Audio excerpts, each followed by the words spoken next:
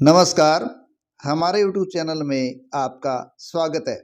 दुर्गों की श्रृंखला में आज का दुर्ग है बटनेर दुर्ग, हनुमानगढ़। देखिए, बटनेर का दुर्ग भारत का सबसे प्राचीन किला माना जाता है और यह दुर्ग लगभग 250 ईस्वी में भाटी राजा भूपत के द्वारा बनवाया गया बताया जाता है, जिसके शिल्पकार केकेया कुमावत थे। घग्गर नदी के मुहाने पर बसे इस प्राचीन दुर्ग को उत्तरी सीमा का प्रहरी भी कहा जाता है, क्योंकि अधिकांश होने वाले आक्रमण उसी तरीके से या उसी दिशा से हुए थे। बटनेर दुर्ग धानवन श्रेणी का एक दुर्ग है।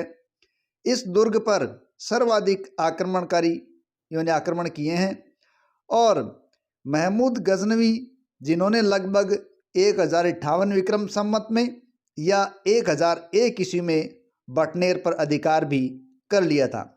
उनके बाद में देखें तो 13वीं शताब्दी के मध्य में गुलाम वंश के सुल्तान बलवन के शासनकाल में ये उनके अधिकार में था और बलवन का चचेरा भाई शेर खां यहाँ का हाकिम था। 1398 में बटनेर पर प्रसिद्ध लुटेरे तैमूर लंग ने आक्रमण किया था और कहते हैं उस वक्त तो इस दुर्ग के अंदर हिंदू महिलाओं के साथ साथ मुस्लिम महिलाओं ने भी जौहर किया था। और तैमूर लंग ने अपनी आत्मकथा में इस दुर्ग के बारे में लिखा है कि मैंने इतना सुरक्षित किला पूरे हिंदुस्तान में कहीं नहीं देखा। तैमूर लंग की आत्मकथा है तुजुक ए तैमूरी।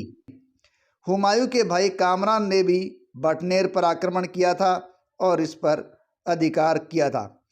सन 1805 की बात है। महाराणा सूरत सिंह ने मंगलवार के दिन जाब्ता खां भट्टी को हराकर यह दुर्ग प्राप्त कर लिया था।